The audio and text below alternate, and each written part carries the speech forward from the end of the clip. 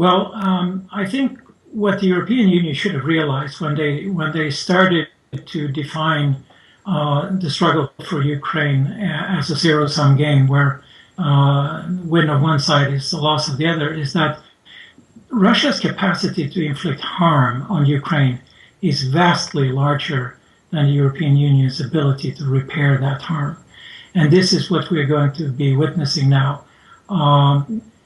Russia is, with the breakdown in trade and with other Russian actions against Ukraine, the Ukrainian economy is now in dire need, first of all, of credits to stave off a sovereign default, which can happen at any time if Russia wants to call a default.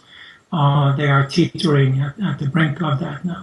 And the EU and the IMF in particular will have to put up billions of dollars.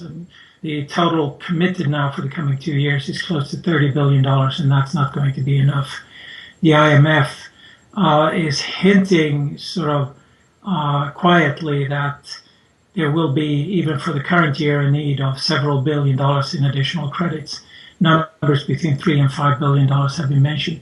And this, we need to realize, this is still credits. This is money that needs to be repaid over 2 years. So if you sort of look at the Ukrainian position in terms of the sovereign default, it doesn't look so critical at the moment because much of the money they've been getting from the IMF is now in the central bank account. But if you stretch it out over a 3 to 5 year period, it looks very, very grim indeed. And that is just handling the risk of a sovereign default.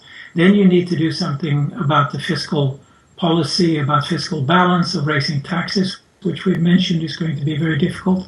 And then you have the expenses needed to rebuild everything that has been destroyed, which is going to cost tens of billions of dollars. And I have a sense that the EU and the IMF are writing checks that nobody will be able to cash.